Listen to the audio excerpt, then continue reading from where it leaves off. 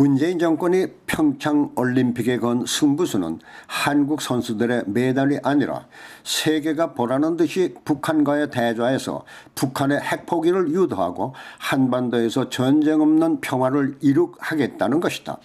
이와 같은 실천을 위해 문재인 정권은 거액의 판돈을 걸었다.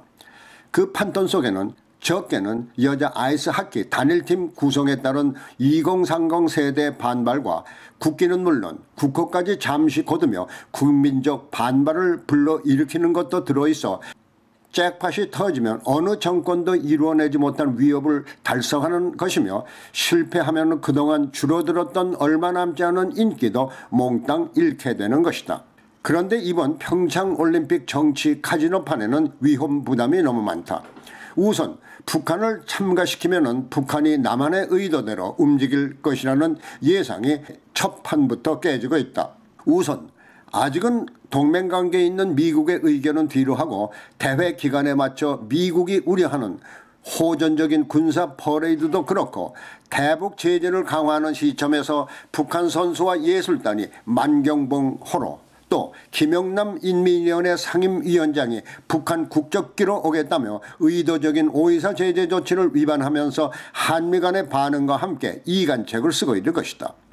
그러나 남한은 이와 같은 제재 위반에 예외 조항을 적용하며 미국의 긍정적인 반응을 얻었다고 하지만은 그 긍정적 반응 속에 도사린 거부감은 간과하고 있는 것 같다. 이처럼 미국 등 국제사회와는 상반되는 대북 친화적 정책이 평창올림픽이 끝난 후 후유증으로 나타난다면 한국으로서는 도박에 건 판돈을 잃는 것이다.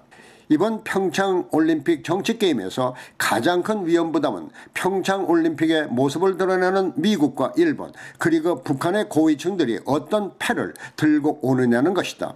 우선 미국은 펜스 부통령이 대표 단장으로 참관하지만 한국에서 외면하고 있는 북한의 인권 문제를 상기시키기 위해서 북한에서 희생된 원비어의 부모와 동행하는 한편 천안함을 방문함으로써 북한의 호전성을 되새긴다는 점이다.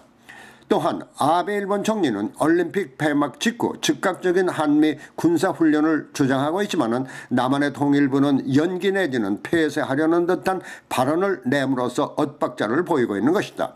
특히 북한이 김영남을 보낸 것을 계기로 미국과 북한 간의 대화를 만들어 보려고 하고 있지만 미국 측에서 아직은 부정적인 반응을 보이고 있다.